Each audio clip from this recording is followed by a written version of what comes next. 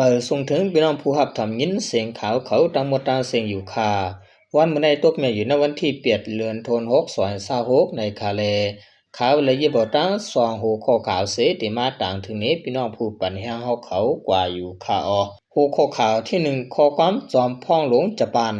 เฮ็ดเฮอลอกไล่เขตที่เขาทึกเมืองไต้หวันอยากพืชหัวข้อข่าวที่สองยิงสาวปะอุ14โกญาหลอกเหรียญขายกินว่าในคาวันด้านสุดในข่าวกันกว่าทำยินด้วยหัวข้อข่าวที่หนึ่งเตรียมต่างไว้ว่าข้อความจอมพ่องลงจะปานเฮ็ดเฮอลอกไล่เขตที่เขาตึกเมืองไต้หวันอยากพืชในจอมกันคาผู้เลียบเห็นเขาลาดว่าขอปืนเผาปราศีจอมพ่องหลงเมืองจะปานเกี่ยวกับเมืองไต้หวันในเป็นเพเขนงตาแผนการซื้อเขตที่เขาตึกเมืองไต้หวันในข้อปืนที่ปองผายซึกจอมพ่องหลวงเมืองจะปานลาตีลุ่มสภาจะปานว่าสังว่าเขเอาฮือซึกเลยตับซึกเฮหามเมืองไต้หวันในจึงเป็นรองหลอกเงิดอันติเฮ็ดให้เงาหลายแต่จะปานตีสิมีอาศักและอยู่รอดว่าในข้อปันพังผายซึกอันไหนเป็นข้อปืนเผาอันจะปานปึดผุยไว้ว่า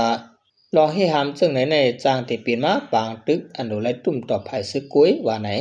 รออันแผนการเขตตกซุ่มนั้น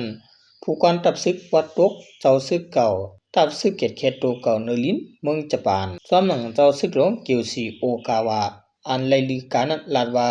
เขวางแผนตัดยาเปียดเมืองไต้หวันลอยอำเจอลายซึกตีเจอตีลอยลายเฮหามเลลายตึกไปเจอเฮอเขามีเจอขยอมซุมหังกุยก่อนซึกอเมริกันไปมาหอดเผียวในแผนการเขมวันตั้งนั้นแต่แผนการไว้ว่าที่ให้หวังเปีเมืองไต้หวันลอยอำมีเสียงกองอำมีรองเข้าตึกอำมีหลักฐานต่างรองก้วยให้เอาอ่องปีไหลว่าไหนก้วยกาลองอันจอมพ่องหลวงจะบานมีอยู่ย่ำเดียวในเฮ็ดให้เขเลยมุ่นเมแผนการศึกษาคักตอนว่าไหนกว่าตับซึกอเมริกันไปฮอดแถวนั้นรองอันเมืองจะบาน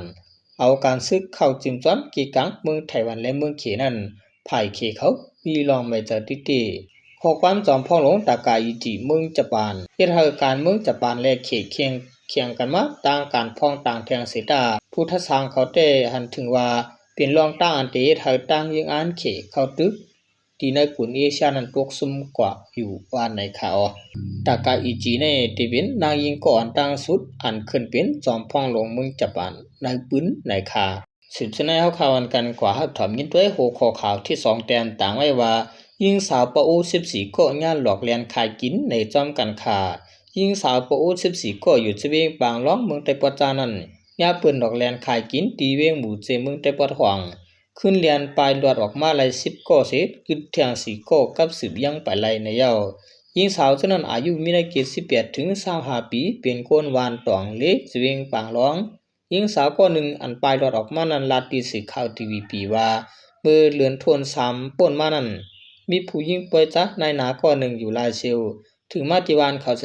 มาโจเขาว่าติมูเจเปิ้นโลคนเหตุการณ์เงินเลือนก็ทีไรลีในเล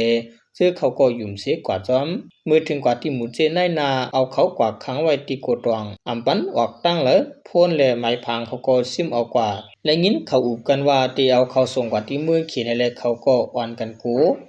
เมื่อไรตื้อตั้งเจอเขาอ่อนกันเรียนออกว่าเสหลวดออกมาไรตา10ก็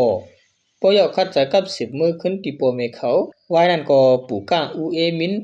เลตังกวนวานเขาอ่อนกันกว่าจอมติมูเจสิช่วยเอาออกมาขึ้นเลยลีงามมานางสืบลาดว่าเจ้าเขา10ก็โดดออกมายาสิตะไม่เจอตา4ก็อันขึ้นไว้นั่นกับ10ก็อำไรยินว่านายนาเขาเอาค่ายตีอยู่ต่างตีไปทั่วผันขึ้นไว้ว่าในค่าแต่เตจอยเอาไรยิ่งสาวตั้งหมดปู่ก้างแลพ่อแม่พี่น้องเขาย้อนตั้งจอยแถมไว้ดีเจ้านาตีผู้มีปุญพรเขาไว้อยู่ว่าในข่าวมือเหลียวในก็ลองหลอกเลียนกันลองขายยินกันซะในก็มันคนเหลืองน้ำมาแห้งเตะค่ะอำว่าที่เป็นพี่น้องกูเจ้าคือในเมืองใต้เลยพี่น้องใต้เอาขาโกอย่าเปียกกว่ายุ่มยำเปิ้นแห้งหนักค่ะเนาะเรื่องสุดมากขอบใจอย่านำถึงพี่น้องเขาเจริญเป็นผู้เตรียมข่าวแล